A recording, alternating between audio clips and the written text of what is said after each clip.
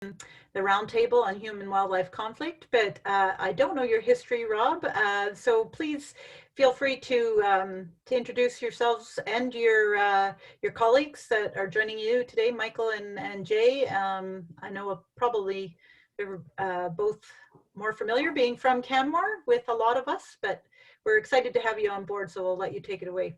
Yeah, sure. Well, thank you very much, everyone, for having us. And I know Lisa reached out to us about, talking about, I think we're going to focus more on the human wildlife, but it seemed like a good opportunity to bring in, not only Jay, but some of the broader landscape pieces, and then obviously the parks and the recreation side of things. And so that's kind of our goal for today. But yeah, so I'm Rob Simmerich.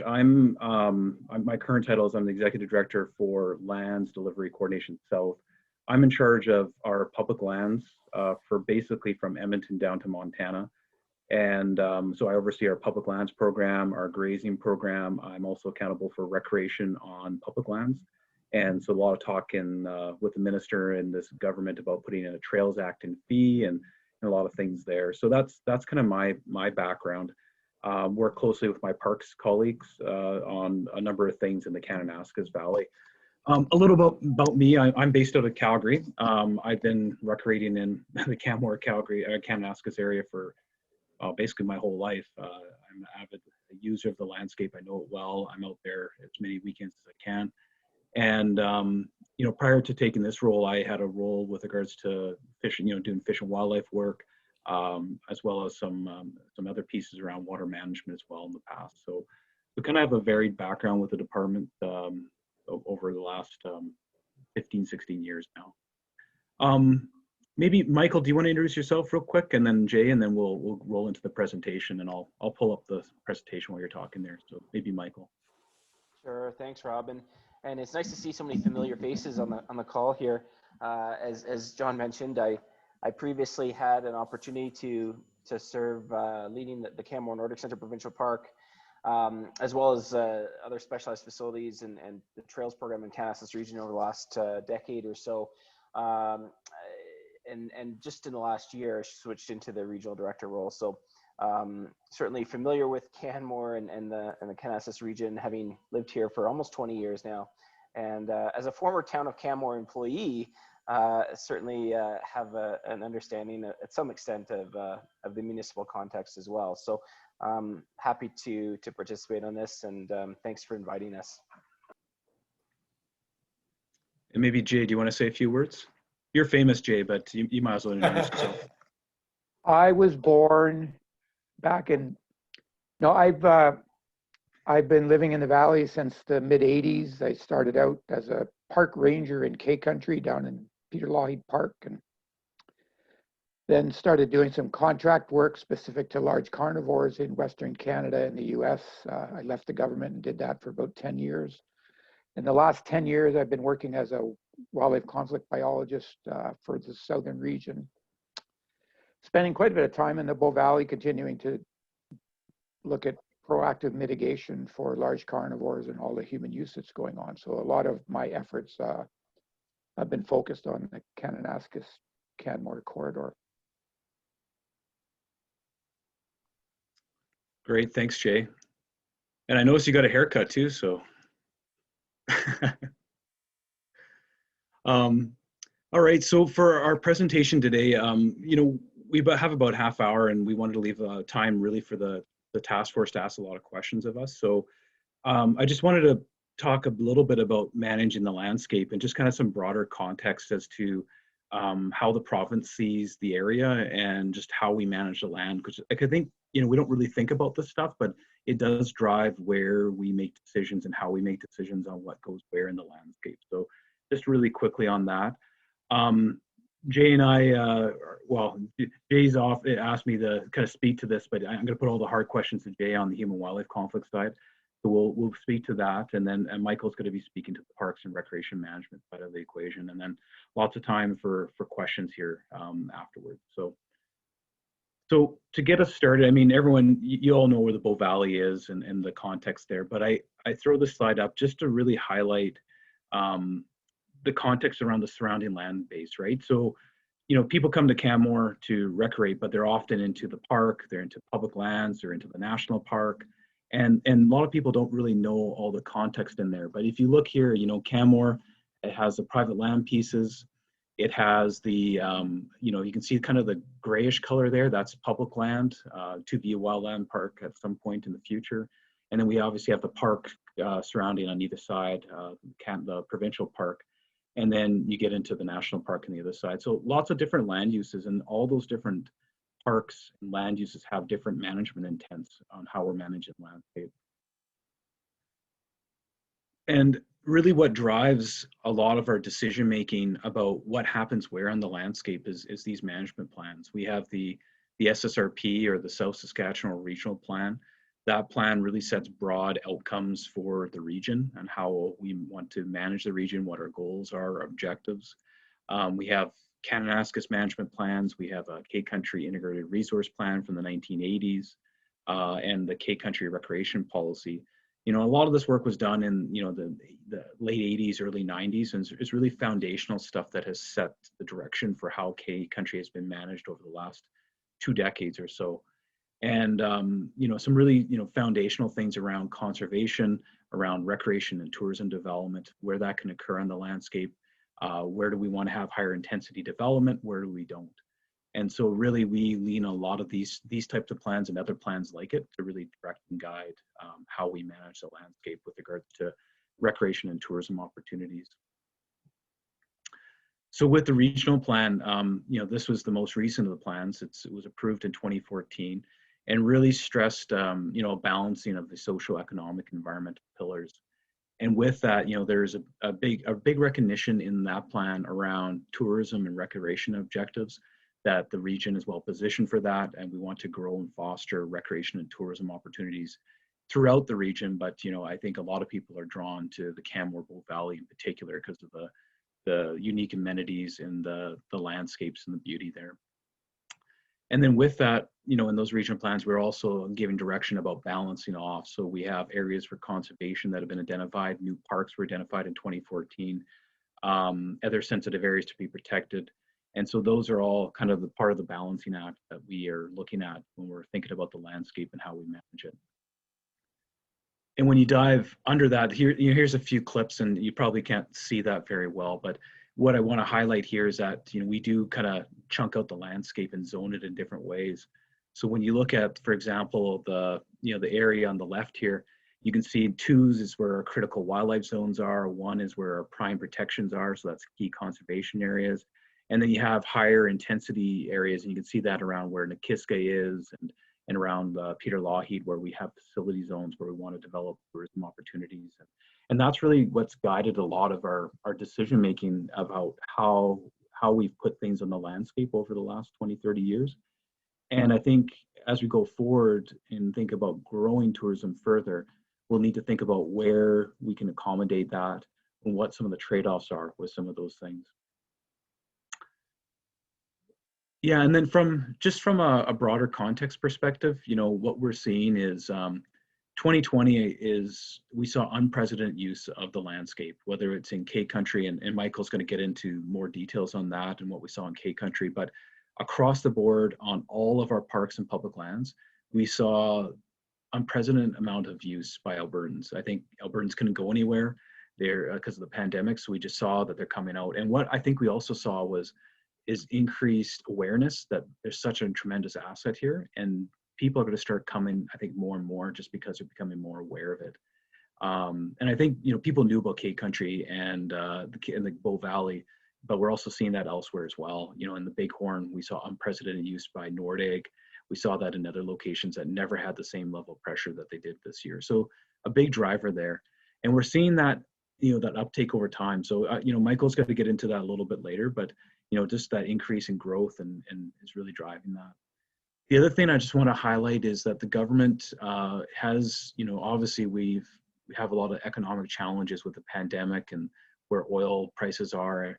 And as a province, we're looking at ways of generating new economic revenue across the board. And tourism is definitely seen as one of those, and looking for opportunities to foster tourism and recreational opportunities to grow the economy is part of that. And there's been some goals been talked about doubling tourism over the next 10 years. those types of things are being floated around, and and the government's working on a tourism strategy here that will probably be released in the next year or two. And so I think this kind of conversation that the task force is talking about is really important and timely as we really think about how do we do that, and how do we do that in a way that balances the pressure on the landscape and all the conflicting demands of trying to preserve something that people want to see but don't love it to death in the same breath. So I think that's kind of what I want to maybe just end off on the landscape side of things, and just kind of frame that conversation for the task force to think about the challenges with trying to balance the conservation with the tourism side of things, and making sure we're not loving things to death, but still enabling people to come out and enjoy it, and growing that into the future.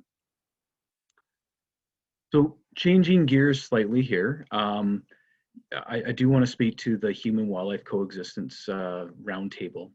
And so this is work that started in, I think it was 2016, 17, we started this work. And really was driven around a particular incident that happened with one bear in Canmore, and raised a lot of questions about how do we sustainably live with wildlife in the Bow Valley, and but have continue to have demands on the landscape with the human population wanting to use it.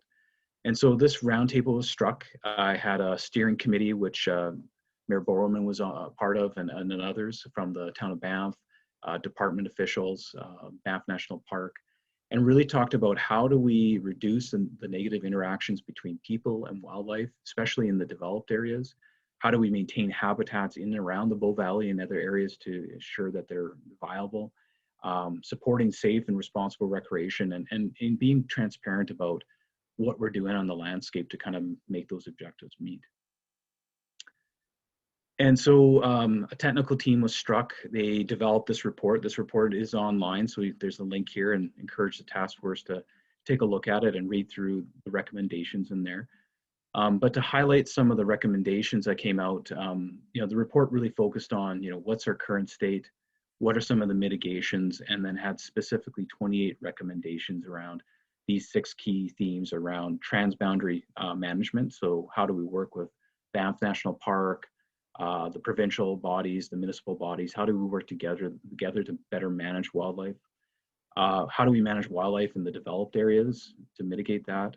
How do we have better habitat in those undeveloped areas to ensure that it's secure for wildlife in the future? Dealing with food conditioning and habituation, dealing with people. And that's often a challenge about how do we manage people using the landscape and trying to mitigate those conflicts with wildlife, and then overall our wildlife management approach.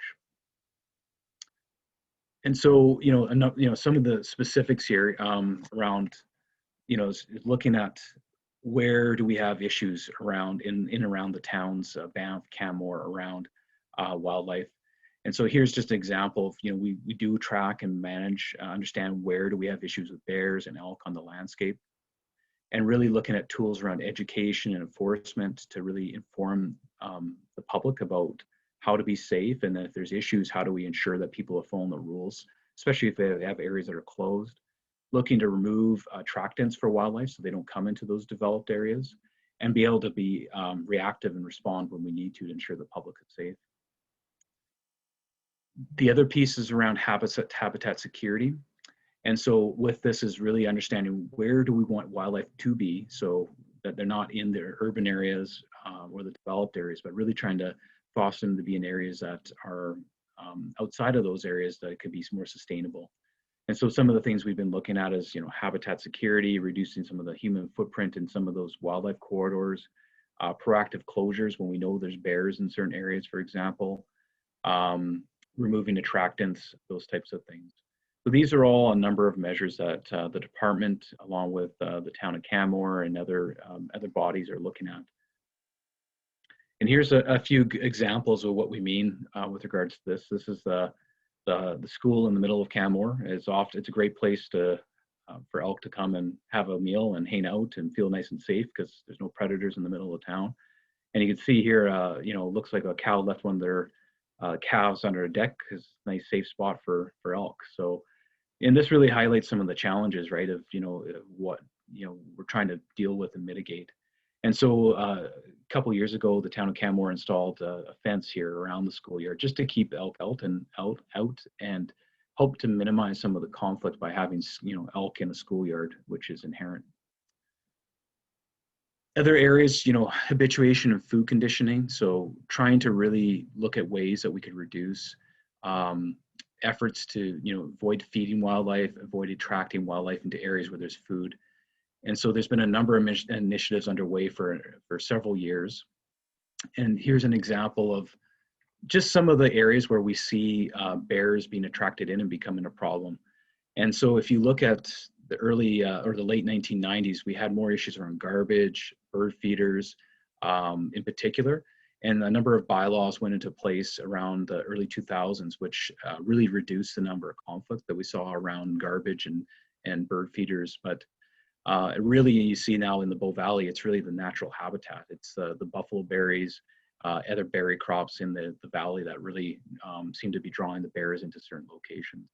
And more recently, we're seeing more challenges around fruit trees as well. And when you look at fruit trees, we have a survey of all the trees in Canmore, and people love to have fruit trees, so do bears. And so that really draws them into areas, and it becomes an attractant and increases the chance of conflict. And just to highlight the natural habitat, here's a map of some of the buffalo berry removal that was been done in the town of Canmore area, and really trying to remove some of those attractants within the town, just to encourage the bears not to be hanging out there, pose a threat. And yeah, so another one here is around people and compliance. This is a big challenge. Is people love to be in the mountains, they love to use these areas. And they often are drawn to the wildlife corridors in areas where bears and other animals are. And sometimes we don't get them following the rules. And here's an example where looks like a guy on a bike and a man pushing a baby stroller going past a bear into a bear closure area. And we had bears in that particular area, and people not either aware or not willing to follow the rules to stay out of there to minimize some conflict with wildlife. And then lastly, one of the things the department is doing is looking at ways at a broader scale to mitigate impact. And that's looking at our highways, looking at fencing. Recently, the government announced a new wildlife overpass being proposed over by Highway 40. And, looking at different ways of trying to mitigate impacts with our roads, our railways. And sometimes, we do have to move animals, that pose a danger or threat to the public. And so that's part of our work as well. And we're always trying to learn from what we're doing on the landscape. So, yeah, and there's just an example of that. So as we go forward here, just I guess a few questions for the task force, is this is a community effort, to maintain wildlife in here. There has to be an acceptance of wildlife and also trying to do some things to support wildlife in the landscape. I think there's opportunities to use some of the messaging and some of the approaches developed through the Roundtable and some of the work that tourism growth could look at in the future.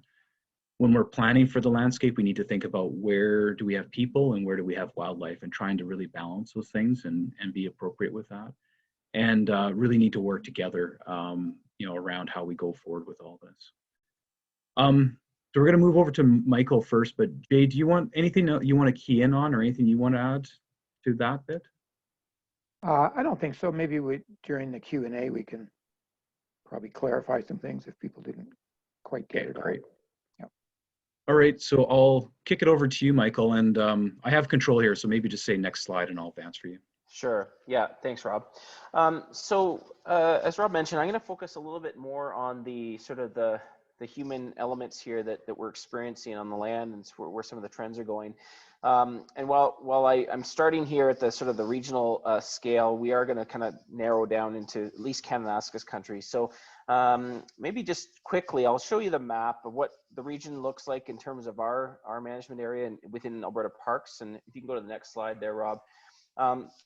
So my management area actually includes not just Kananaskis country, but it includes the parks and protected areas out to Fish Creek Provincial Park, Glenbow Ranch Provincial Park, Brown Lowry, and then up into the Ghost, into the public recreation areas there. So basically the green areas that you can see on the map, but we're going to focus our conversation this evening around really just Canada's country, although these trends are happening more broadly, obviously. We'll go to the next slide.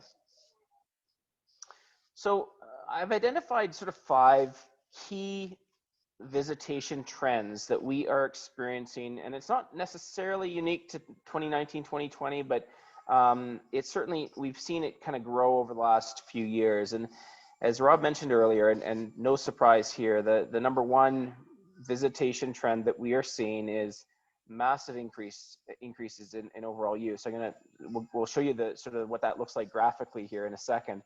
But essentially, we're well over 1 million visits higher than Banff National Park, and that's based on vehicle data, vehicle tracking in all of the entrances into Canada's country. So in terms of volume, like it's a significant increase over last year, but 25% increase. And as I said, we'll get to that more in a moment. The second trend we're seeing is a significant shift in folks. We're calling the new to the outdoors or the new to parks.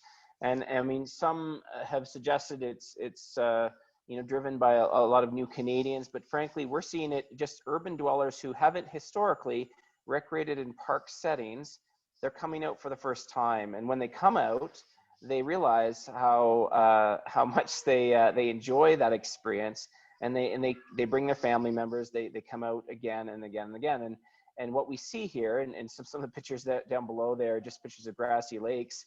We're seeing visitation numbers in the sort of the 5 times what capacity is in terms of parking lot capacity. And so it's in some of these locations, and it's not just unique to Grassy. I mean, there's basically every provincial recreation area and trailhead in Canada's country is looking like this on many weekends. So it's a challenge. So that's new to outdoors, new to parks visitation. The third trend, which has led primarily to this big increase this past year, is the pandemic influenced activity shift. So again, those urban dwellers realizing there's not much to do in the city when you can't hang around other people, and so they come out into nature. And so while this has been somewhat unique to this year, we actually don't see this shift necessarily changing.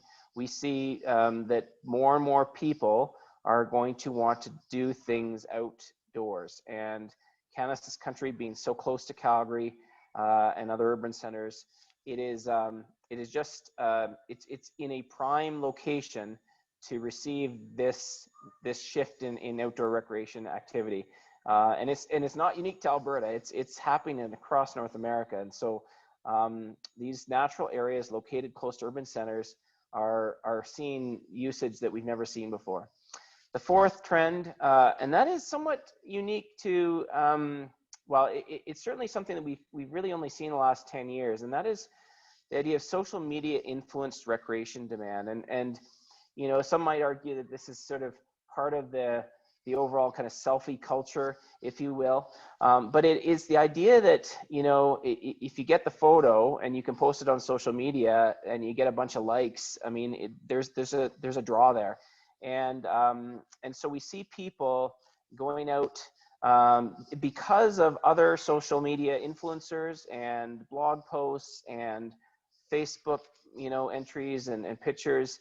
And you get groups like Wild Ice that influence a tremendous amount of outdoor recreation on frozen lakes this past November when we had all that good skating on lakes in the area.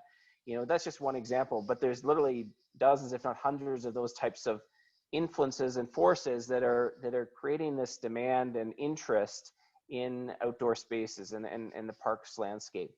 And the fifth one is really just the nature of where we're at economically in the province right now, and that is we have decreased resources to manage this massive change, this massive shift in recreation demand and visitation. So those are some of the, I'm sure there's others. These are some of the big ones that we're tackling right now. Next slide. So I mentioned earlier about visitation. Hopefully folks can see that. What we're looking at here is a 10-year span from 2011 to 2020. The blue line represents visitation, and visitation is derived from traffic counter data that we then extrapolate out to visitation based on a 2.6 multiple. So one car equals 2.6 individuals. You could argue that it should be 2.5 or 2.7, but 2.6 is an accepted multiple within the government of Alberta. That 2.6 equates to just over 5.3 million visits in Canada's country in 2020. You can see the jump from 2019. We had 4.1 million visits. So we increased our visitation this past year by 1.2 million visits.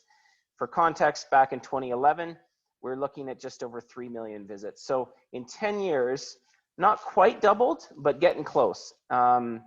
And you can see, I mean, some of the numbers down below, and I'll show it in the next slide in terms of where some of those biggest growth areas occurred. So that's the blue line. The orange line, and this is unique to Parks Operations Division operating budget, so it's not, doesn't include Rob's management area, but within Canassus region, you can see the trend line there with our budget, and it really diverges there in 2019, 2020. So yeah, it's a challenge that we face, a significant challenge. There's a question there, Carol, and I'll try to tackle that as we go along. But how many cars were single use due to COVID? No carpooling. Here's what I would say to that: is for every bus that goes by, that's counted as one vehicle. And a lot of those cars we were seeing, they were again, so that new to parks idea of a lot of urban dwellers coming out with their family units. Many of them were coming in with full cars, full family units in their vehicles or minivans and so on. So we still need to ground truth at 2.6, but even if you're going to say, hey, it's only 2, you're still looking at 4+ million people. So regardless, it's a big number that when you think about the total population of Alberta, coming out to Canassus country in a given year. So yeah, so that's that slide. We'll go to the next one, Rob. So this shows sort of where that visitation is coming in, and the big entry point obviously is the Highway 40 corridor there, the barrier orange block of the pie, 34% of total visitation coming through there. The second place is the Spray and CNC Smith Dorian corridor, 23%, and then the Elbow, which is also 23%. So you've got 82%. Arguably, sorry, about 80% of the visitation coming in to Canassus country through those three main areas. An interesting point there is just that note about West Bragg Creek. That's 5% of total visitation in Canassus country. That is one parking lot. That is one parking lot getting 5% of total visitation in Canassus country. So that's a massive number. The bar graphs below just kind of give you a sense of where that growth was in 2020, the last line, the kind of the brown line. You can see some of the big jumps. The biggest jumps were sort of in the Highway 40 corridor and the Elbow. And then even in the Sheep Valley got a big jump there in 2020 as well.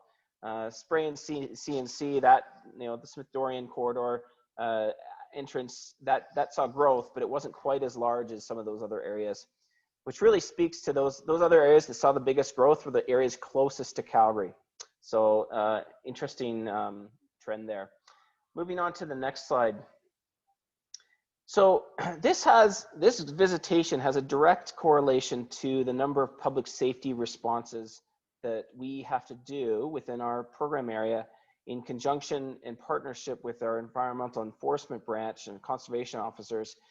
You can see the number of responses, public safety responses in 2020 relative to past years.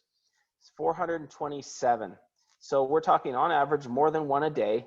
Now, many of those, unfortunately, many of them are sort of concentrated on weekends.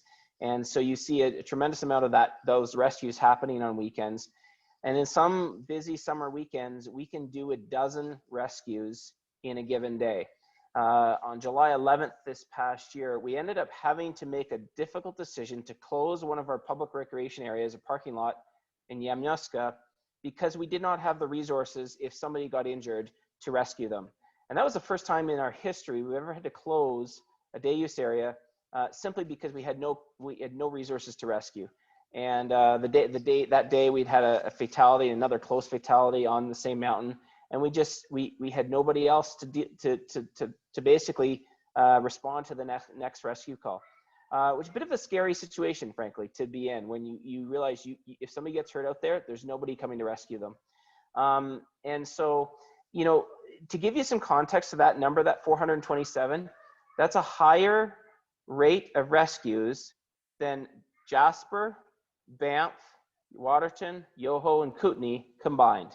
And so it is the busiest single agency jurisdiction rescue area in the province, and behind the North Shore Rescue Program in the Greater Vancouver area, it is basically the first or second busiest rescue area in the country, and this takes a toll on our rescue folks, and it takes a toll on our budget, because its helicopter costs are not cheap.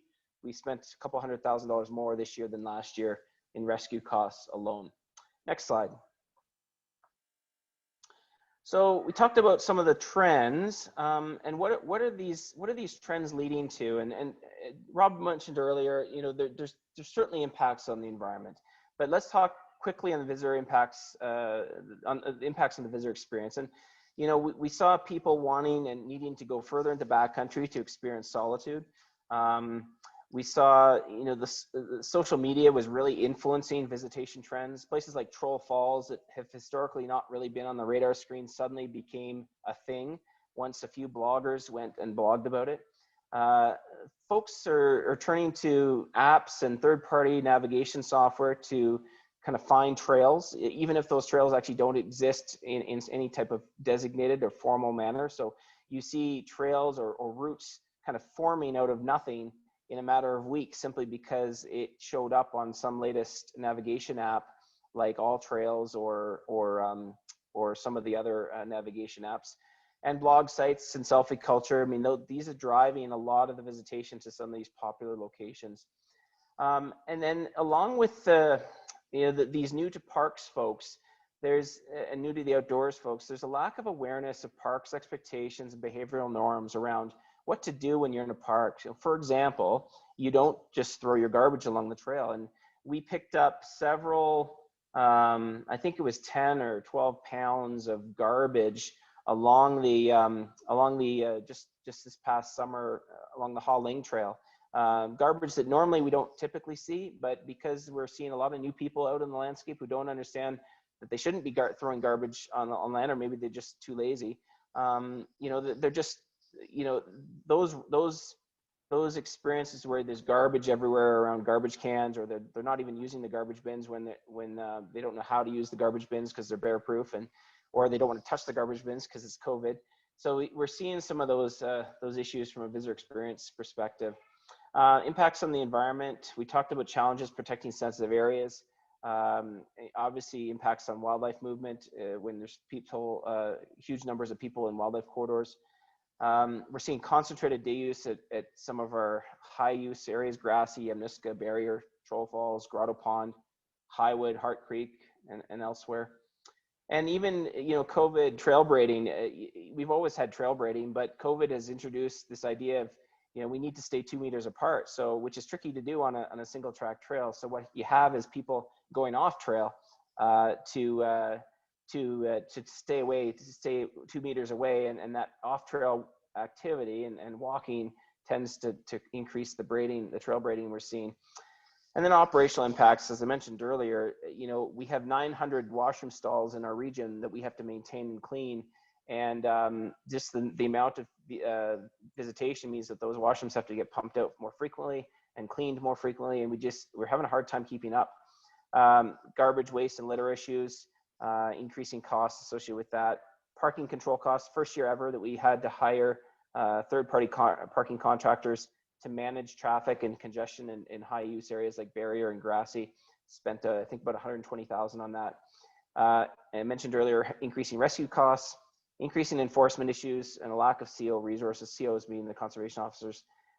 Sometimes we may only have one conservation officer in a given district, 3 districts in Canada's country at any given time. So, you know, what one person can do, and when you've got 20,000 people on the landscape at that given time, it's a tricky scenario to be in. And really, most of them during the summer are just focused on keeping the bears away from people and making sure that the folks are rescued when they get hurt. And there's very little enforcement actually happening during busy summer weekends. And then, of course, there's increased frontline risks, staff risks, and PPE costs related to COVID, which is something else that we've had to deal with this past year. Next slide. So, how do we respond? And these are tough challenges to deal with, and yet, and we have limited resources. But some of the things we either have implemented or are considering implementing, we are trying to just raise or increase focus on visitor management through web and social media channels, as well as signage and engineering approaches. For example, we just hardened the Ha Ling Trail, spent $880,000 to improve that trail experience and make sure it's a little bit more durable and can handle the foot traffic that it's now seeing. Trying to take on active traffic management approaches. We're trying to align our messaging with operational supports with partner organizations like the town of Canmore, like Banff National Park and other jurisdictions. And we are trying to internally reallocate some of our resources to public safety response, because we are concerned that if we don't, we may have, the program may suffer further negative impacts from staff stress or time off just due to injury or something else. On the environmental side of things, we've been doing a number of capital reinvestments in park day use areas and trails. I mentioned Ha Ling, but we're currently upgrading some of our other sites like Big Hill Springs and Glenbow Ranch. We've redone the Canassus the Canassus Emergency Services Center. We've got plans to create a transit loop at Grassy Lakes and improving the parking there over the next 2 years. And introducing some additional recreational amenities along the High Rockies Trail, hiker-biker sites along that trail next year. And hardening trail infrastructure. And then, we are also looking more broadly at alternative operational and revenue models. Right now, most of our revenue for parks comes through camper nights. And so other jurisdictions have broadened that revenue model to include day use. And so, those are some considerations that we need to look at. And we're pursuing partnerships. So the government's made a high priority for working with nonprofit organizations to help deliver some of our services. And I mentioned earlier, we're trying to look at investigating transit solutions in partnership with the town. So those are just some of the things we're working on as we speak. Obviously, the magnitude of the challenge in front of us is daunting, but it's something that we have to face. And the sooner we get a handle on it, the better it will be long term. Moving on to the next slide. These are some of the questions we have for the task force. And so I'm just going to read them out and then open it up for further questions for you and any other comments. And the first question is, what is the sustainable vision for recreation tourism in the Bow Valley and the Canassus region? How do we manage a recreational tourism demand while at the same time preserving the lands and resources people are coming to experience? And what about the opportunities to expanding opportunities to new areas or spreading demand out? For example, we already know the Bow Valley is high demand. Are there opportunities to spread that demand out to nearby jurisdictions like the Ghost Cypress public land areas, Stony First Nations, or more further afield and regionally in terms of the Crow's Nest Pass, Castle, and even up towards Nordegg and the Bighorn Country in Hinton. So, those are some of the questions we have for the group. But thank you for the time to chat and to share some of the things we're dealing with. I'll turn it back to the chair or to you, Rob. I can jump in here and help to facilitate the Q&A with the task force. And maybe, Rob, if I can get you to stop sharing, then we can see everybody's face, or at least I'll be able to see everybody. And as task force members, you're welcome to just put up your hand or unmute your mic and I'll see you. And yes, I see Norbert. Go ahead with the question. Thanks very much, Lisa, and thanks to Rob and Michael. Those were really good presentations, and I think you've really captured the challenge really well. So thank you for that. One of the questions that I have that came up in the course of last year is the degree to which the different jurisdictions that are captured in the universe that we're talking about. You know, Rob, both you and Michael put maps up on the screen that showed where the visitors are coming from. And those visitors come from multiple jurisdictions. And I think it's fair to say those jurisdictions make decisions independently and in a siloed kind of fashion. So that when City of Calgary decides to keep its parks closed while Canada's country is open, any Calgarian who is allowed to travel obviously can't go to the Calgary parks, is looking for the open space. So my question is to you, what must change or can change from your view to have a different level of interjurisdictional coordination in the decision-making occur, so that, you know, as happened last year, Banff was closed, Calgary was closed, Canmore was open. Well, guess what? Everybody came here. And so any sense of over-tourism in this community is driven by symptoms like lineups at the supermarket, congestion downtown traffic-wise, and so on. So back to the question, what can or is possible to have happen between the different jurisdictions and their decisions around opening and closing of public facilities and parks that would lead to a higher level of coordination and less siloed kind of thinking?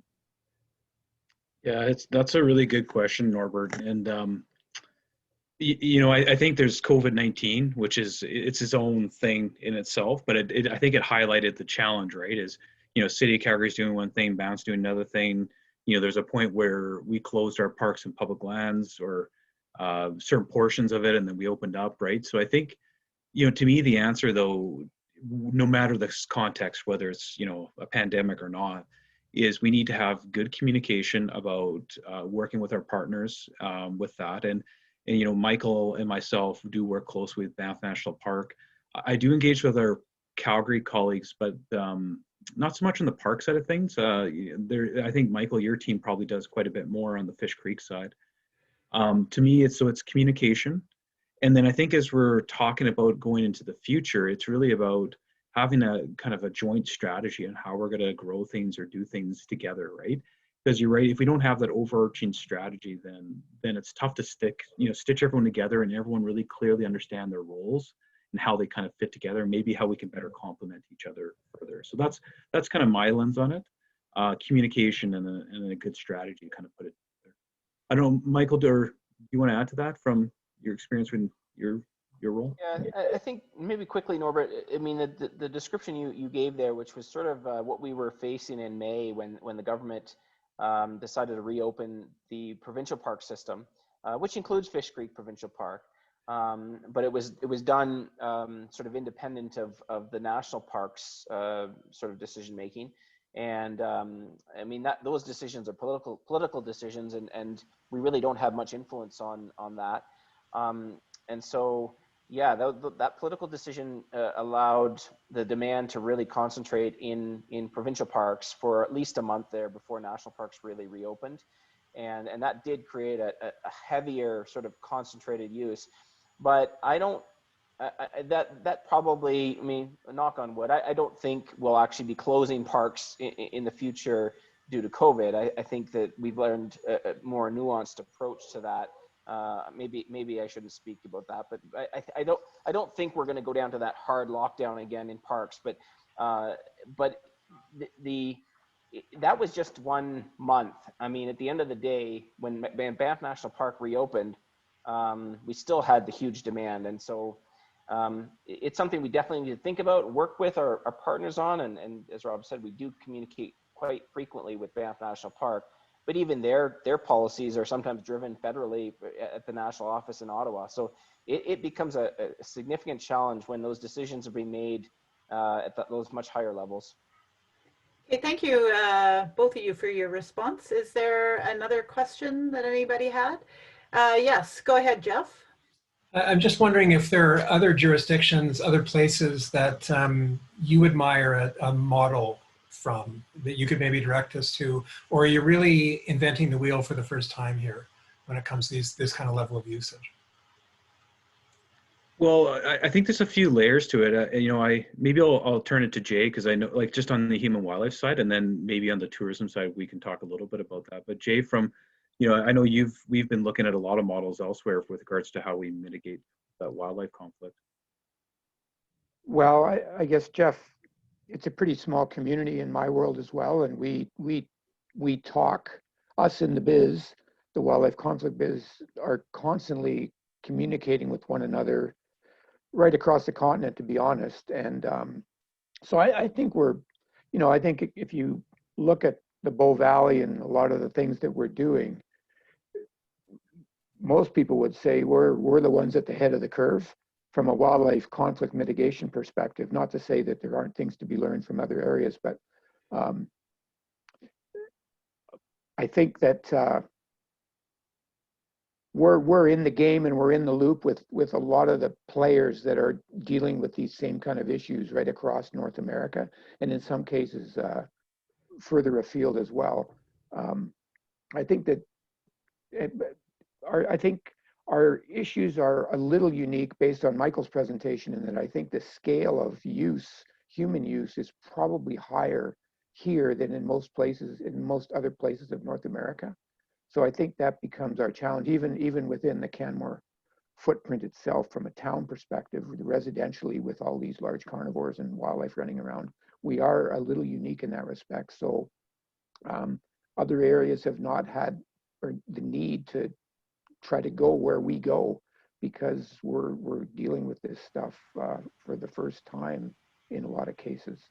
Or they've gotten rid of all the wildlife that we have. Bingo. Yeah, I mean, the Bow Valley is still relatively unique, I think, from a North American perspective. Certainly from a global perspective, Europe doesn't have any of these things to deal with, generally speaking. So we're in an interesting place where we still have some of this here, but how the heck, it's very, very challenging, given you just look at Michael's slides and you go, oh my gosh, where is this heading, and what the heck can we do to try to stem the flow and maintain that whole environmental piece that we're trying to manage for, including wildlife. It's very, very challenging, almost depressing at times. To build off of Jay's remarks, we do, so with Banff National Park and Dave McDonough and the crew over there, we do share kind of learnings. And I think Banff is a little bit ahead of the curve. Obviously, they're a bit ahead of the curve with what they're doing in Lake Louise and some of the transportation systems. And so I think in a lot of ways that's going to flow out into the Canmore, Kananaskis area, just the way that they're approaching it. And they have a little bit, just because they're a national park, they have a little bit more flexibility to do some of that. And then I know, talking with our national parks colleagues, we're looking to a lot to the US, right? So how you manage Yellowstone, right? And when you go to Old Faithful, and it's a visitor experience, right? You go into the one-way parking lot, there's 10,000 stalls. They line you up, they have you funnel through in a certain way. And I almost wonder if as we grow, do we need to get more structured in the way that we do it versus more invite people to the landscape and let them experience? Do we have to more curate that going forward? So whether that's with transportation or just the way we move people to there. So I think that's some of what we're doing, but it is some unique challenges given where we're at as well. Thanks, Rob. There's lots of people have been putting their hands up. So I saw David, Martin, and Rob Seeley. So and Adam. Anybody else? Okay, we'll try to get those four in. So David. Thanks, Lisa, and thanks, Rob and Michael. Those were great presentations. Just quickly, going back to the Human Wildlife Coexistence Roundtable, and I have to admit I haven't read the report, but I certainly will. You mentioned that there were 28 recommendations coming forward from that. So trying to answer your question, Michael, are there some of those recommendations that you think could be transposed onto the work that we're doing that would support sort of sustainable coexistence, whether it's specifically focused on tourism or just human wildlife interaction? Because I think you'd be hard pressed to sort of separate the two. They go hand in hand, I think. So Rob, I'll let you speak to the specifics of the recommendations from that report, because you're more familiar with it than I. What I would say is this, is that the U.S. national parks the Yosemites, the Zions, the Grand Canyon, and Yellowstone, etc. They have gone to permit systems. They've gone to really very active management transits systems and so on, where you sometimes it takes 2 or 3 years to get a permit to get to an area. Albertans probably aren't going to like that, but that's the direction we're going if we cannot get a better handle on visitation at this point. Because if we want that wildlife movement that Jay talks about in 20 years or 30 years, we're going to need to do that. And that's not a popular message, but I think frankly it's where we need to go in order to manage that visitation. So I'll turn it over to Rob to be more specific in terms of the report. Well, maybe Jay, you wrote the report, so I think you're better positioned. So how about you take it, Jay? Well, I'll be honest. I'm not completely sure of the goals and objectives of the task force, I guess. The bulk of the report was trying to figure out how to manage people and wildlife in a very busy valley that still has wildlife and has lots of recreation, as well as residential and commercial use as well. And that, the long and short was we need to somehow separate wildlife from people. The wildlife go in the corridors, the people are within the footprint of the town unless they're recreating, and when they're recreating, they're doing that recreation in a certain way, depending on the lands that they're on, to try to minimize impacts to wildlife. And if you probably don't remember, but Rob threw a slide up there of elk, a bunch of green dots with elk beside the corridor. 90% of those elk points or locations were actually within the town of Canmore, and they're not in the corridor at all. And it's a great example of how we have this wildlife corridor on paper, but the elk aren't reading the playbook. They are completely not using the corridor. And it's just an example of the challenges that we're facing in trying to get elk to choose corridor instead of town. And right now they're choosing town for a variety of reasons. And we need to somehow shift that. And that's just the wildlife piece. Then there's the whole human use issue of trying to get folks to stay on designated trails within the corridors and honor closures and all those kinds of things. But it's challenging, and it all comes down to it's not just masses of people, it's also habitat. And elk they love green grass, and the town of Canmore is full of urban green spaces and forested areas and nodes within the town that wildlife really, really enjoy. And they're choosing that instead of the wild public land pieces that are out there that we're hoping they would go and use, but they're not. And the same holds true with bears, and we're starting to see more cougar and wolf activity in town as well. And that's in part related to the prey species, i.e. elk and deer, that are deciding to be in town. So I don't know if that exactly addresses your question, but I'm trying to highlight some of the issues that the Roundtable was dealing with. And a lot of it is trying to just move wildlife out of town and into the corridors, and then manage that people piece better.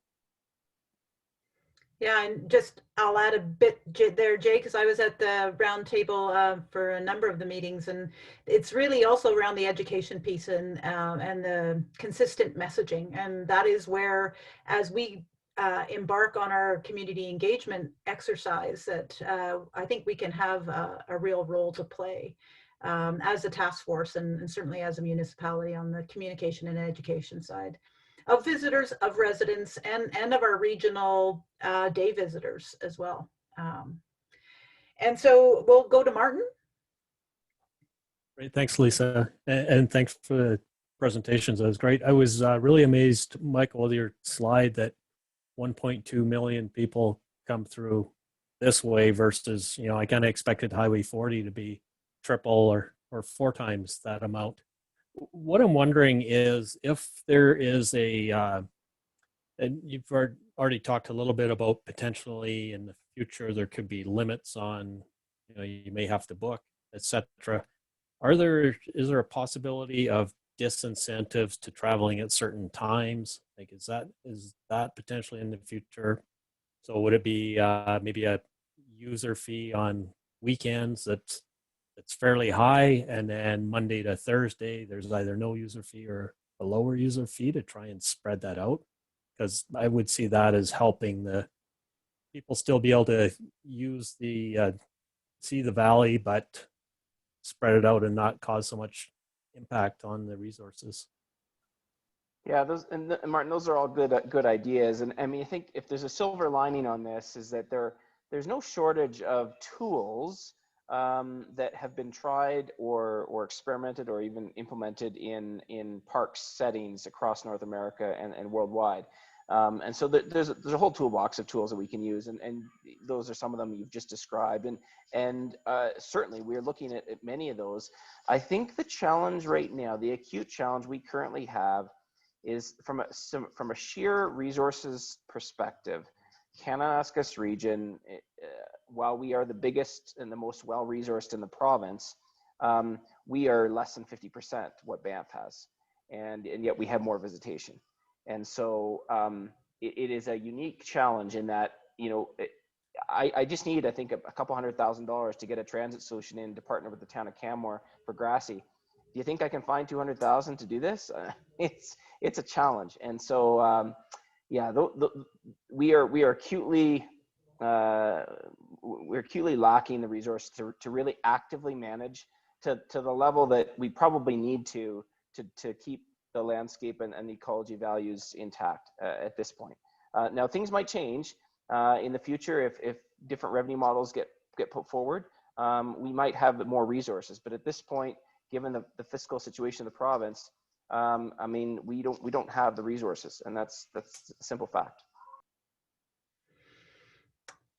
Okay, let's go to, there's time for two more questions. So Rob Seeley and then Adam, and then we'll have to thank you, gentlemen, and move on to our next speaker. But go ahead, Rob. Yeah, I guess I was going to talk about the same that Martin was about. COVID has really pushed people outside, so visitation has increased. And in some international locations, they've actually had booking systems and technology and everything else. That's a possibility. And pay for use for some of the areas is something else that is. And you've already said that you've looked at that and how do you do that? But I think those would be some tools worth looking at. Might give us more resources too to be able to manage the area. Looks like you're getting lots of nods with that, Rob. Adam, did you have a question? Yeah, thanks, Lisa, and thanks for the presentation. So I'm the owner of Canmore Cave Tours, and we've had a really successful partnership with the province in managing Rat's Nest Cave for almost 30 years now. I'm just curious if there's ever been any discussion or if you'd entertain the idea of formally partnering with commercial operators. One of the themes, or a couple of the themes that popped up is the lack of resources, the lack of education. That's precisely what we do. We have employees doing things on that side of managing people, managing delicate resources, training people. Would there be room for discussion around actually utilizing commercial operators as a resource in some of what Parks is trying to achieve? Yeah, so thanks, Adam, for that suggestion and that question. So I'm not sure if everyone realizes, but the entire camping experience in Kananaskis country is a good example, and it's been in place for almost 3 decades of partnerships with commercial sector and the private sector to operate our campgrounds. An interesting point on that, though, is that that's where the revenue is, and that's where the revenue has gone in Kananaskis country over the last number of years, because other than the Canmore Nordic Centre and to some extent William Watson Lodge, we don't have any other major resource or any other revenue streams that come into Kananaskis country. So it's mostly taxpayer funded, with the exception of the camping revenue, which most of that goes to private operators. And so certainly open to partnership opportunities. I know this government has made that very, very clear. I think the challenge we face is that at the end of the day, somebody has to pay. And is that going to be a payment to a private operator to do a similar service or an alternative service to the government? Or are taxpayers going to subsidize? And I think that's an open question. It's a political question. I'm not going to answer that one. But it is something that is absolutely in discussions almost on a daily basis in terms of alternative models of delivery. And even our parking control is a good example where we went to the private sector to do active management of parking in our day use areas this past summer is a good example of that type of partnership. If I could just follow that up briefly, because I have a lot of discussions with small operators, and there's a lot of frustration with getting access to permitting, and there's a lot of disconnect between actual business operation and working with parks. And I completely understand that there's administration backlogs and lack of resources and such.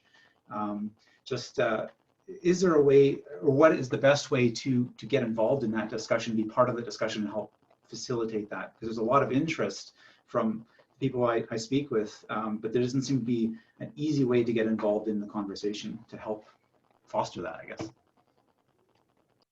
Yeah, I wonder. You go ahead, Michael. Yeah, I mean, I think certainly we're open to conversations with our private sector operators. I mean, there's no question we're happy to discuss those. I know certainly your contact, probably Tammy Reese in our permitting section. She is swamped, and then so perhaps some of that frustration is coming because we don't have the resources to properly and adequately service that program area. But we're open to conversations, and if you've got some ideas that we can explore, let's hear it. So happy for you to call me or contact our area manager, Debbie Muka, and we can have a further conversation. That'd be great. Rob, did you want to add to that? And Michael just said is, I think there's opportunity for conversation, encourage you just to reach out, and we can definitely talk about that. And whether it's on the park side or on our public land side as well. I'm not too sure exactly where you're operating there, Adam, but I'm sure it's on both. And, I think from a department perspective, we are looking at, how do we find efficiencies in our permitting systems and our regulatory systems. That's a part of the modernization and work that we're actively working on as a government, but we're also keen on partnership across the board and how we grow and foster those. So, Michael or myself or our managers, you're definitely welcome to reach out and we can have those conversations. Great. Thanks, Rob. Appreciate that. Yeah, and thanks for all the questions. Yes, Mayor Borman. Just one thought to finish this part up. Given the stated intent of the provincial government to double tourism revenues in Alberta, perhaps we could send the message back up through the food chain, through Rob, that if they don't start providing funding for the operations down here in the Bow Valley, that plan isn't going to happen. So, I mean, I've certainly given that message to the provincial government, but if you could emphasize it with your department, that'd be great, Rob. Yeah, we definitely we're definitely looking at how do we resource this better. There's as Michael mentioned, a lot of live questions and discussion about that because the demand's not going anywhere. Albertans expect it. So how do we resource it? So, and I think an example that we are looking at is there's a platform commitment for a trail act and fee on public land, more directed at kind of random camping and OHV use. So less of a K country issue, but it's an example of where government is looking at those things. And I think there's opportunities to look at that further on our park side of things as well. And a lot of active conversations right now on the revenue side, given where our tax revenues are overall as a government right now. So I guess what I would say is it's actively being looked at right now. And I think it's recognition that we have to resource these things going forward. But I'll definitely take that message up, Mayor Borman. Thanks. Okay, well, great, and I'm pretty sure we could continue for the next hour in questions for all you guys, and I really appreciate Jay, Rob, Michael, you joining us. Michael, you expressed interest and availability if anybody had any other questions. I'm sure Rob and Jay as well. If we provide your contact information in the minutes, that if folks have further questions, they can email these gentlemen together. There's so many cross areas of interest with the public lands that surround the town of Canmore, with the visitation that is coming to access your lands, but then Canmore is the regional service center, so they're coming into Canmore and causing some of the challenges within our municipality that we're seeing with our traffic congestion local trail congestion as well. So we're seeing, and it was very interesting to see the numbers play out in the graphs. Just to our lived experience this past summer was realized in those numbers. So thank you very much for putting those presentations together and sticking around. And by all means, you're welcome to stay and listen to our next presentation from Leanne Allison. But if you do have to go, it is an evening, and I'm sure you've had busy, long days, so feel free to sign off. Yeah, but I will move to Leanne, and Leanne, I don't have a full official bio for you either, but I did want to let the rest of the task force know that two of our members, Christy and Jody, had both suggested that I reach out to Leanne and see if she could come speak to us, because she has been working with and thinking about sort of the pledge or promise, or the value statements that we've been talking about a bit as a task force, and how that might apply to our context here in Canmore. And so I had asked Leanne to speak about that work and that area of interest for her, and then we can have a Q&A with her when she's done. And Leanne, if you want to say more about the work you're doing and your background, please feel free. Sure, yeah. Thanks, Lisa. And wow, what a reality check on the daily operating challenges for you guys at Alberta Parks. Thanks for that. I mean, I hope what I present tonight is, a possible solution in terms of some of the education challenges that we face. And I really see it as a way to kind of pull a lot of these things together under one place. Yeah, and I'm a filmmaker, and I think the reason I'm here is because of some projects I've worked on in the last few years. That it's not just it's me, it's we, because they've been with the town of Canmore and Jay Honeyman and others, big collaborations. So I want to briefly show you some of that work, and then I want to touch back on some of these proof of concept sort of promise projects that we've been looking at, especially the New Zealand one, just briefly. And then I'll just walk you through the Made in Bow Valley idea that I have to have a similar kind of pledge or promise. So I'll just start by showing I'm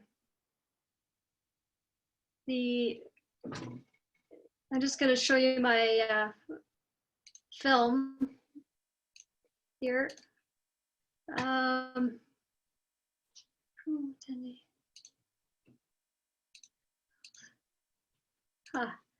Yeah, I'm just going to go back here. Okay, here we go. So I'll share this. So this is the trailer for the Living with Wildlife film that we made in collaboration. This was actually Jay's idea, and it came around, I think, from that realization that he mentioned earlier, that we have a very unique situation here where we live in the busiest place in the world where grizzly bears and people still exist. And so we really are kind of on that innovating, adapting edge that a lot of people want to know about. And, because of that, there's this real kind of culture of living with wildlife. So we wanted to just pull those stories together and try and share that. So I'll just play the trailer for that for you. I think the Bow Valley is unique in the sense that we still have these animals living amongst us or near us. And a large part of the global population is living in urban areas. They don't know wildlife, they don't know anything about them. And here we have this wonderful opportunity to be living amongst wildlife and trying to find this balance where we can do whatever it is we need to do to get through our daily lives, but we also have the opportunity to know that there's these animals in the same valley as us, where we live and recreate and work. And I think for a lot of us, that's why we live in the Bow Valley.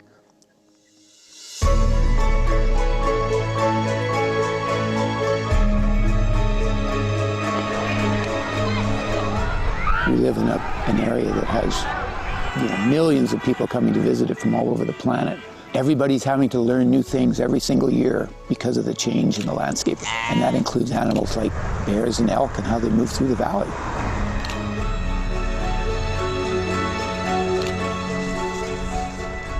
times we don't even realize what we've accomplished here. And it's a big, big deal because there's not too many places, if any, other place on the continent anyway, that has been able to do what we've been able to do here. But I think most of us would say that we're not done yet.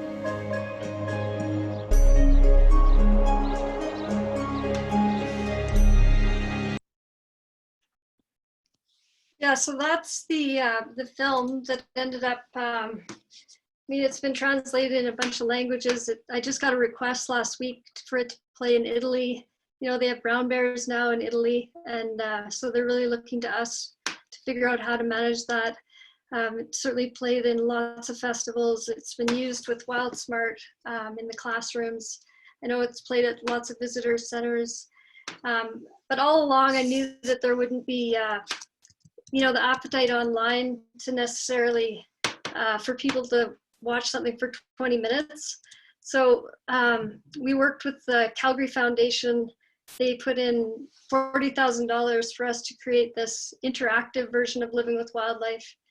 And this has been a really great tool that allows people to sort of at a glance, at least get some of the basic messages around how we live with wildlife in the Bow Valley. So they kind of go on this scrolling journey down through the website, and they get introduced to the landscape through some text. You can click on the videos. There's some little key messages that come up as you go along. You know, again, what we did was we just broke down the film into smaller chunks. So if people were interested in certain areas, they could roam around.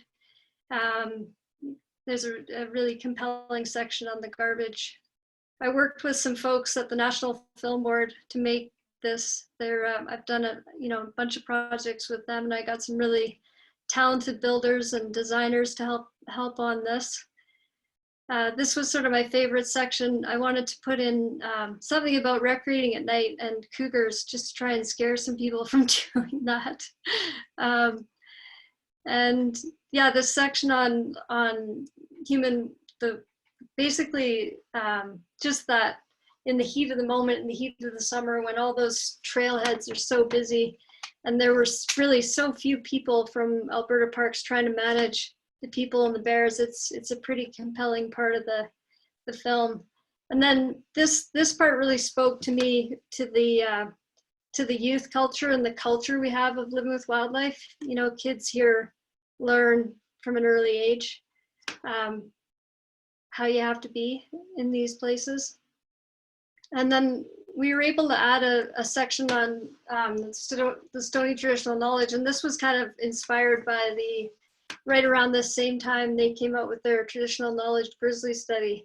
So we were able to do an interview with some Stony elders at Bear Days in the teepee there, and we got some great little nuggets of knowledge there. And then there's a nice resource section for people that want to go deeper. So this was you know, pretty great to realize this project with a bunch of other people as well. So I'm just going to stop sharing this and then start sharing my PowerPoint.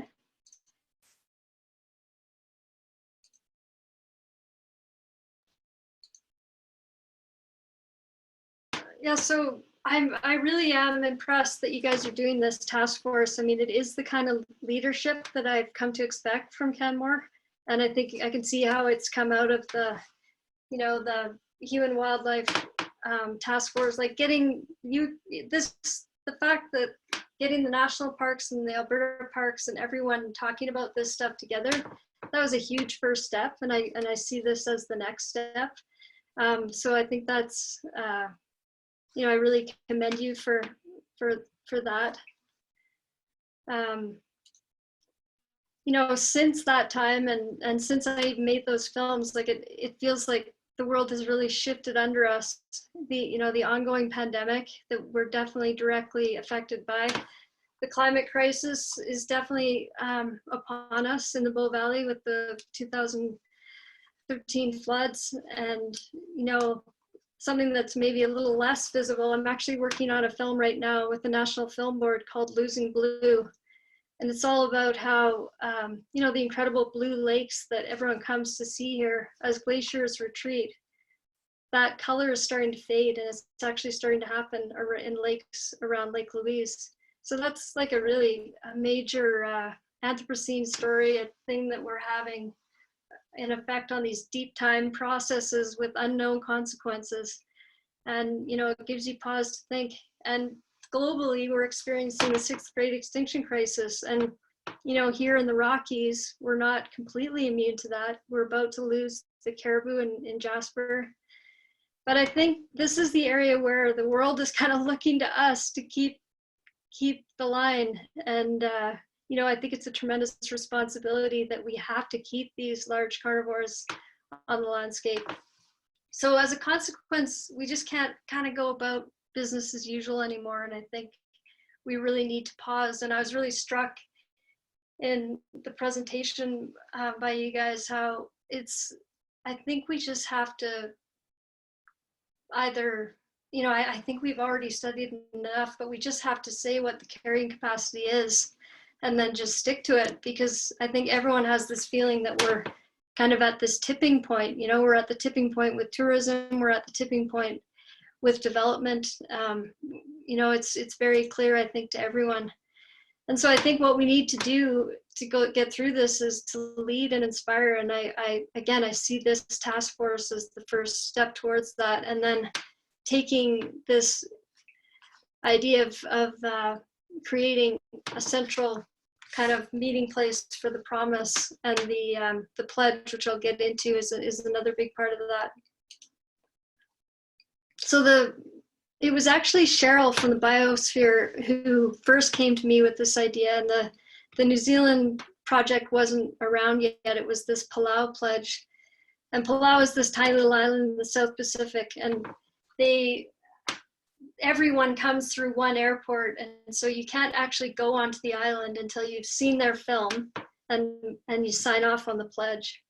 And so that's, I mean, it really inspired me. I thought it was a great idea, and I think it's probably what's inspired a lot of these other ones around the world. And the Iceland one, it's more,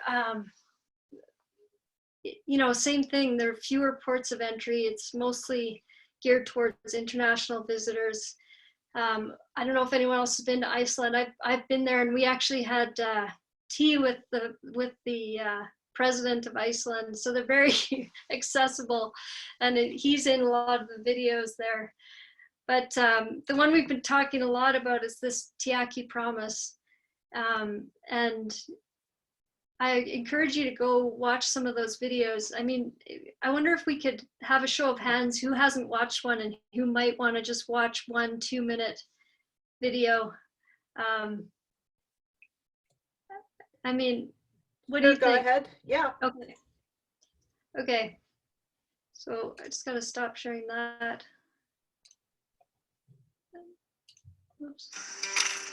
On behalf of New Zealand, I'd like you a promise that when I'm all grown up, I'll show your kids the best way down this mountain. I promise to take your kids out for a surf at my favourite spot.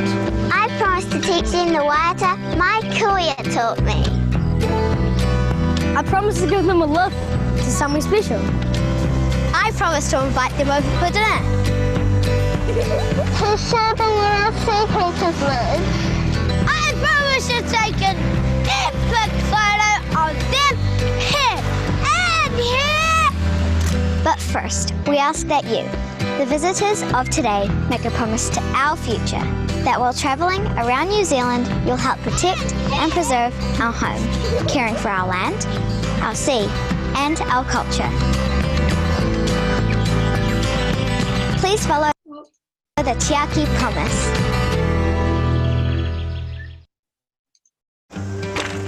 On behalf of New Zealand. So, yeah, it's really well done, and in so many ways, they've made it incredibly easy to, you know, share all the information that so that it's one of these things where you not only take the promise, but you tell everyone about it, and they've made it incredibly easy to do that. You know, I think they've they've also made some beautiful graphics. It looks like it's one of these things that it started in a way not unlike this. Like it was some of the operators, it was sort of grassroots, and then it obviously came from the top at some point, and the government of New Zealand, you know, got on board and made it happen. And there's a strong cultural component of it, which is great and inspiring for sure. So now for my idea, the mountain keeper, the keeper commitment. Now this, it's funny because this totally is a youth angle as well. And you know, when Cheryl came to me with this, this is one of these rare kind of ideas that it came to me all at once, very quickly, and it really hasn't changed throughout. And it basically comes down to this one idea that you have to accept in order to become a mountain keeper and make the keeper commitment. And I think, you know, we often think of the mountains as being rugged and tough, and but really, like, especially when it comes to you know, those large carnivores, the grizzly bears, the wolves, the cougars, they're incredibly sensitive, and it's actually up to us to look after those things. So it's pretty simple. It's you know, the ideas are much like these other ones. In order to participate, the first thing, the gateway is to watch the video, and then you make the commitment and you do share and contribute. And that's the way a lot of them are set up. I'll talk about the video now in some detail, but just know that I'm going to come back to this idea of the place where you're heading. Everyone goes. It's a great place for them to not only learn about the promise and sort of the culture of the Bow Valley, but it's a great place for them to learn about local businesses and you know, the local tour operators and so on. So it really is like this central place that draws everyone together. So the video idea, it features youth doing the right thing. It's really accessible. There's no dialogue. You just watch these teenage kids, a little bit older than this kid in the picture, going through their day in the Bow Valley. And it starts with the kids are just filling up their water at the tap. They're preparing for a day out on their bikes. So they're putting some stuff in their packs. And then as they leave, they've got to take out the garbage for their mom. And so that you learn how to use the garbage bins. And then you see them kind of explode out into the river trail along the Bow River. And then they're going along, and then lo and behold, they see some elk along the river. And so they give the elk a wide berth, and they decide, well, why don't we head to Banff? So they hop on the roam bus, and they throw their bikes on the roam bus. And you see them pedaling up Sleeping Buffalo Mountain, and they're headed to bike Star Wars. They get there, and Star Wars trail is closed.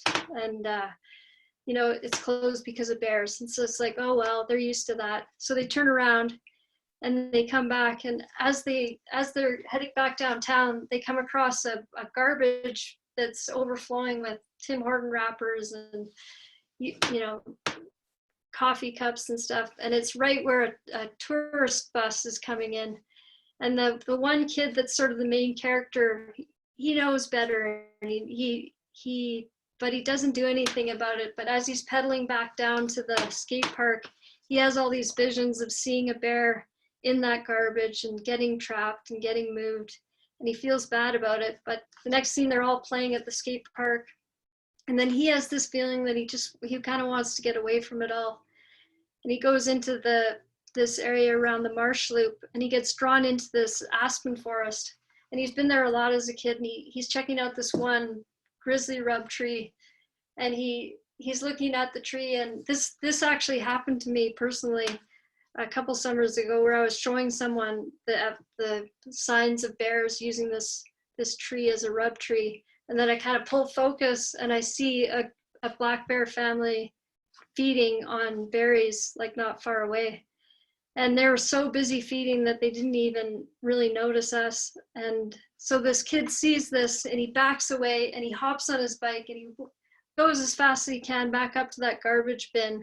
And right then another tour bus comes in, and the bus driver can see this kid like trying to clean up the garbage, and he comes out with a garbage bag and he helps him clean it up. And then so you can see the tour operator sort of telling the people on the bus that that's not a good idea. But then as the boy comes down, he sees another person that's kind of gently pulling people away from being too close when they're photographing. And there's this kind of moment between that person and the kid where they both realize they're both mountain keepers, and they're kind of cluing into the same thing.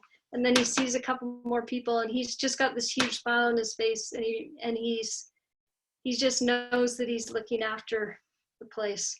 And there's also like that's kind of the basic version, but you could also have a version where there's a little, if you had more of a budget for animation and kind of getting more of the magic into it. But basically you see how these kids just embody the way you have to be when you live in a mountain town where there's bears. And so a lot of those key messages come out. And, in that New Zealand piece, the feeling that strongly comes out there is that they're friendly. They want you to come, they'll have you over for a cup of tea. And so it got me thinking about what's the feeling we're kind of trying to get across with this.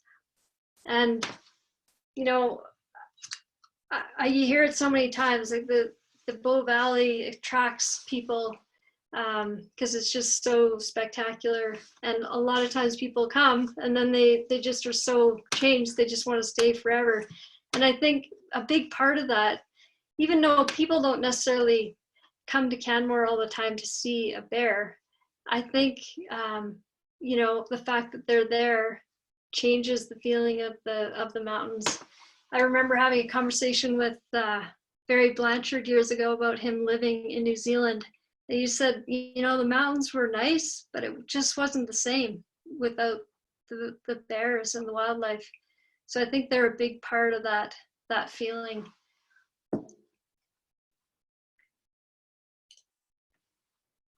So yeah, again, the keeper commitment, it's a commitment made by the visitors. It's a web platform that becomes this place for there to be interaction between the locals and the visitors. And then it's the one-stop platform for visitors to plan their trip. So they're learning about everything from what they're going to do that day to where they're going to stay and so on. Yeah, the key messages, I mean, these are just things that are super obvious. You'd want to work this out with all the stakeholders and figure out exactly what they should be. And maybe it has more to do with some of the new logistics around parking or safety on roads, but these are the obvious key messages. Yeah, and why is this important? I think it's a really leading active way towards this idea of sustainable tourism. It makes it all start to happen, and it tells people what we want and what we expect. And I think they're going to feel better about it. They're going to be glad to be a part of it. It makes tourists part of the solution. And, as we're seeing, if we don't do this, then over-tourism is going to threaten what we offer. And, I think the unique challenge that we do have, it's not just people from, as we saw this last year, we're dealing with people from Calgary and Albertans in general. And I was thinking about that a lot during the presentation. And, I think I've established this great relationship with places like the Calgary Foundation that are more than willing to help with these kinds of issues. If we come to them with some exciting ideas, I think they'd be happy to jump in and help educate those Calgarians. Yeah, so who does this involve? It's a big partner initiative for sure. I think it should be led by tourism operators, municipalities, and both the Alberta Mountain Parks. How do we get going? I think we have to just get the key people really invested. I'm thinking of Cam from Travel Alberta, both parks, certainly the municipalities, maybe some of the major tourism players. You know, I think you have to build the brand. You maybe don't make the film, you create a really solid storyboard, and then once you have more people on board and you're sure of your messaging, you make the film and the website, and then you've really built it and they will come. And that's where you involve more businesses and partners. And I think I picked this shot because I like this really does inspire me. Like, you know, that previous presentation does make you feel quite overwhelmed around the challenges of educating people. It's an endless challenge, and you know, especially with new folks coming all the time, but even people who live here. But this is something that you know, I've been working on for many years now, and this idea actually really does get me excited. So yeah, the way this kind of gets moved around and spread is sort of both ways, from the website to all those operators, maybe even get some of the airlines on. Maybe people are seeing the video and the in-flight. But again, that's the international. It doesn't really apply right now. But yeah, and then the visitors themselves are going to be excited about this, and they have all these ways to share their experience and be proud of how they've made this commitment and how they're actually doing the right thing while they're visiting. So I can just stop sharing. Yeah, so that's the Mountain Keeper idea. Can we give a, that's great. Thanks so much, Leanne.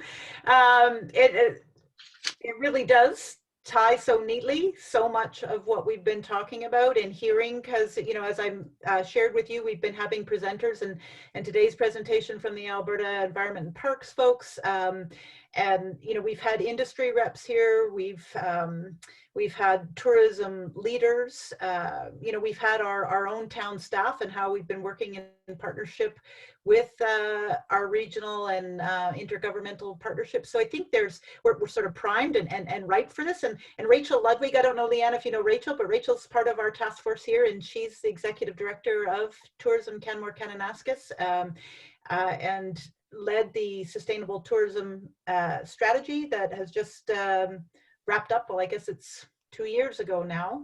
But there's so much alignment in there with what you're talking about and what we've been talking about at the task force.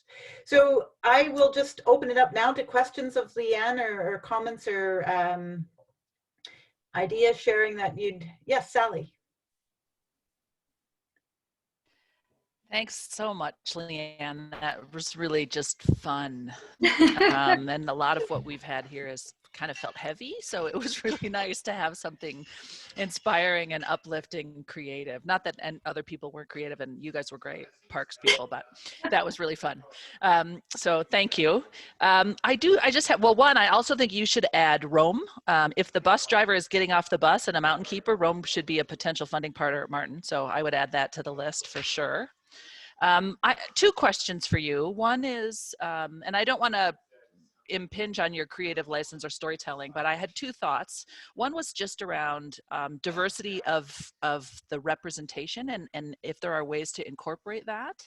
So one of the things I really like about the New Zealand clip that you showed is the diversity of the kids who are shown.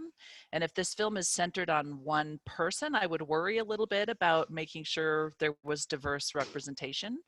So I'm just curious about your thoughts on that. And then the other question is well, maybe I'll just let you answer that one, and then we can see if the other comes up.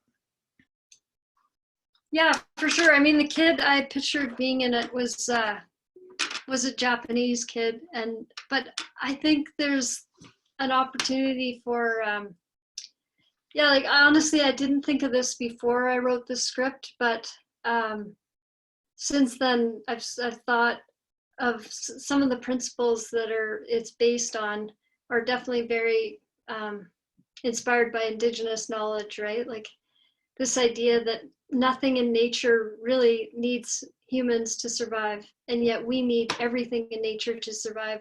therefore we should be in service to all things. Like that is a basic sort of law of the world that's inspired by Indigenous thinking. So wouldn't it be great to have one of those kids be, you know, a Stony kid?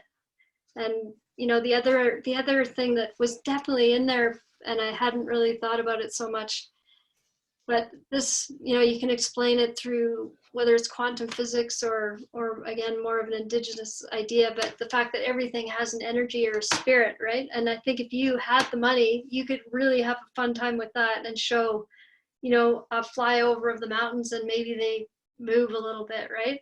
And that, whatever that kid is cluing into is kind of that magic, right? And it's kind of getting called into the forest, and the forest is kind of needing his help or her help. And so you kind of get into that stuff too. So, I mean, for sure, I love the idea of bringing in more diversity, and it's totally expected now. It's part of this, like business as usual is not, we just can't keep going that way. So it's sort of inherent. We have to have that diversity. Yeah, thank you for that. And I figured you would have a much more creative way to speak to that than I did. So that's great. The other plug I'll make is just that I think we maybe also, if we're going to think about a concept like this, is we really need to think about it not just being for visitors. I guess I get a bit worried that sometimes we create this us and them dynamic. And for example, from the town of Canmore's perspective, even though Quarry Lake was incredibly busy this summer, but the biggest challenge we had and the most negative, hostile exchanges our staff had were with locals who insisted their dogs should be able to be off leash in a closed dog park. So we have, while we do a good job as locals, I think we're maybe not, we all could be better mountain keepers. So I would just make a plug for this to be a bit more inclusive and not just about visitors. Yeah, I mean, we should really be leading the way, right? We should all have our mountain keeper t-shirts or whatever it is to start. Yeah. Great, thanks Sally, great questions. John. Thanks very much, Leanne. That was great, and I was actually tearing up when you were showing the New Zealand piece. Given I have grandchildren down there, but love the kids being involved in their accents and all. Anyways, my question is around the focus of your draft presentation. It seemed to be on travelers that come from afar, so using airlines promotion and all. But given that I think it's significant, and perhaps the majority of our visitors are from the region, Calgary, Okotoks, Airdrie, you name it. How would you see using this kind of messaging tool in the immediate region? Yeah, I mean, it's definitely the biggest challenge with this is that we just don't have that single gateway. I think it would have to be part of some sort of, either you can't book a hotel without it, and then that again doesn't work for locals, but maybe you can't enter the park. I mean, we're getting used to different, maybe it's some sort of permit system that you need through the park. You have to have it before you get that. I mean, I think there's certain places we can catch people like that. And then again, the idea is that it gets to be this thing that everyone wants, you know, because it's the cool thing to have. And it becomes something that people are actually seeking out. You know, before all this stuff, these promises came up. The example I often thought about was traveling in Denali Park. You can't go into that park until you watch their film, which incidentally is made by a Canmore folks, Patrick McCloskey. And you know, the Americans are really good at telling you their own story, right? And it's all about how you're going to get on this bus and you're not going to be able to drive and you're going to see all this wildlife and this is how we do things and you're going to love it. And guess what? You do it and you love it. And that really struck me, that we just have to reinforce our own culture through these stories, and people will buy into it. Like, who wouldn't want to go to New Zealand and like do the right thing now, right? I think it really pulls on those heartstrings. So I guess, yeah, there's a few ways, and you got to make it something people want, and then maybe you catch them in, you know, in some of those permit places and hotels and things like that. Thanks, Leanne. And yes, Norbert? Yeah, thanks, Lisa. If any of you have ever canoed at Bowen Lakes Provincial Park in British Columbia, you can't get on that without watching the video as well. So Canadians are good at telling those stories too. But really, you know, I guess I used to think this was a potentially good idea until I started grappling with how to reach the people who are coming. And back to Michael's slide of who's coming and where they're coming from, both geographically and culturally and knowledge-based wise. Last summer, we encountered some women from Edmonton who were underinformed and very underprepared for where they were. And we asked them how they got here and what information they had coming here. And they basically just said, well, somebody listed on Facebook that this was a good place to run. And you know, it just shows the complexity of how people come to our space and how challenging it is to take an approach that reaches them all. And so I'd like us to think more about a multiple set of approaches that are complementary, but recognizing the challenge in front of us to have everybody who comes here get on the same wavelength from a stewarding perspective. I think the challenge is very, very, very large. So the key thing is one size won't fit all. And we have to really go afield in terms of figuring out how to reach the people who are going to come. For sure, I agree. I think it's positive though, and it's a lot of it could gain a lot of momentum, and I think it's a lot better than not doing anything at this stage. And again, I think a lot of it's going to come down to understanding what our carrying capacity is. Someone being brave enough to make those limits, and that's got to be a huge part of it too, right? I mean, we can't just keep letting everything go grow. We have to figure out what the carrying capacity is and then manage things from there. Thanks, Leanne. Rachel, do you have a question? Just building on what Norbert said, I think I love the idea of a promise, and I think as a tourism destination, we need to communicate well what our expectations are from our visitors, really. I think it would be a very powerful message to have that message across all jurisdictions. So not just in Canmore, but also in the national parks and Kananaskis, because for the visitor, we've seen those maps before. Like, I don't even know where Kananaskis starts and Canmore ends, and Banff starts and Kananaskis ends. And same with Jasper, right? Like, a lot of visitors don't know where does Banff National Park end, where does Kootenay end. Anyways, and our carnivores don't know that either. Our wildlife roams everywhere, right? So first of all, that's just one comment. And the other comment, building on Norbert's, is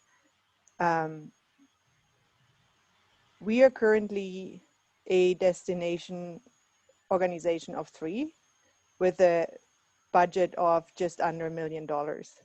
I don't know how much money New Zealand put into this Tiaki Promise, but it was probably around $1 million. I don't know. So love it, but I think we just need to be very strategic if we would embark on something like that. Yes, Mace, go ahead. I was just going to comment. I thought that you know, what Norbert said is important, but I think what Sally and Leanne were talking about is equally important. The notion of involving community and getting the community not just to endorse, but to participate. I don't know, you know, to what extent that has occurred in New Zealand or Palau or other places that have implemented this concept, but I think it's important. You know, listening to Rob and Michael and Jay, you get the sense that from a top-down perspective, from a provincial perspective, we're kind of fighting a rearguard action, right? We have limited resources. human and financial, and the problem is already upon us, right? We're trying to sort of beat it back. But I think there is an aspect of what Leanne is describing that could allow sort of a more organic, less structural approach to some of these problems by, and I think Leanne, you said it, everybody in Canmore is a mountain keeper. And we want the people to come to see us and partake of, what we all love, to join us in that effort. So I think, that goes to sort of Norbert's point too about how you message this and what the avenues are in which you try to deliver that message.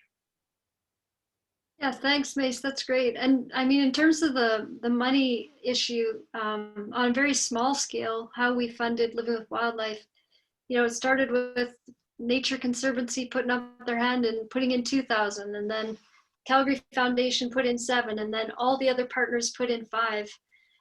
And then everyone kind of had skin in the game, right? So I think it's a way to bring, it's all about collaborating with lots of groups. And so it's not a huge burden on one of those groups. Everyone can, in this case, everyone could chip in 5,000 or whatever, right? And it's obviously it's going to be more than that, but I think especially with some of these incredible, like part of what's difficult about getting a film off the ground often is helping people picture it, right? And we have this gift of the New Zealand thing that is such a beautiful proof of concept. So I think that helps. And I think we have a track record. We have a film that I did, or an interactive project I did with the National Film Board in 2012 called Bear 71. It was seen globally. Like it's a huge thing that was really all came down to this fascinating experiment that we're in a way of people and grizzly bears living so closely together. So I don't think we can underestimate how compelling our story is to tell, not only to visitors but to each other. So I'm not too worried. I think we'll be able to raise the money. Thanks, Leanne. Michelle, I saw you had your hands up. Yeah. Well, no, I'm just thinking of the video you did, Leanne, and I loved it. It was awesome. And I love the fact that it's like the New Zealand one, it's very kid-centric. And I think that, because of that, then I think we can look at one of our greatest resources for getting a story like that out is through children. And so from Norbert's, from what he was saying, you show a video like that to every elementary and junior high school kid in Calgary, because that's where the majority of our people were coming this summer, is those kids put guilt trips on their parents. And that's how it happens a lot. Like that's how a lot of the, the whole recycling thing in Calgary got to start off, is because the kids told their parents what had to be done. And I think if you could get kids into a movie like that, and now they're heading to our mountains, those kids will be some of the best mountain keepers, better than their parents. So. Great points. Yes, thumbs up all around. I think we have time for one more question. Yes, David. Sorry, I saw David before Jeff, so sorry. I'll be quick. Hey, Leanne, thanks for that. That was great. I think one of the things we've talked a lot about the visitors coming in and our expectations around them.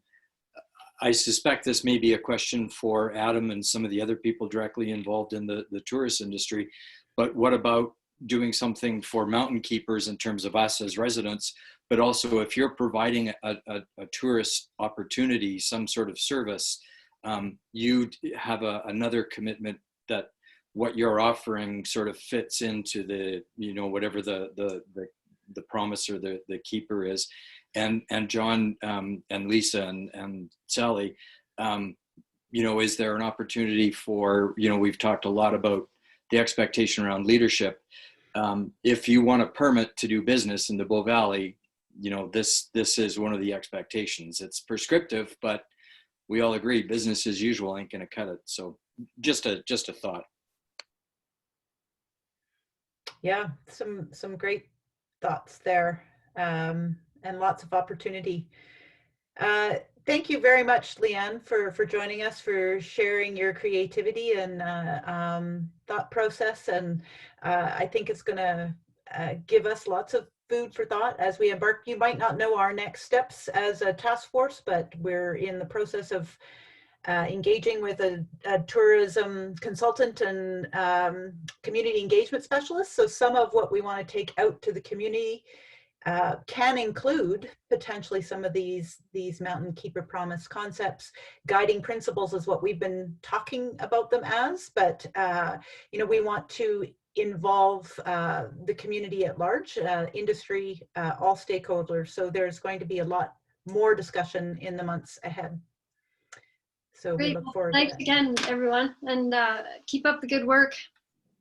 I look forward to the report. Yeah, thanks so much, Leanne. Yeah, thanks for joining us, Leanne, and all the other three from AEP. Great to hear from everybody. Jeff, if you want to stay on, I'll answer your question.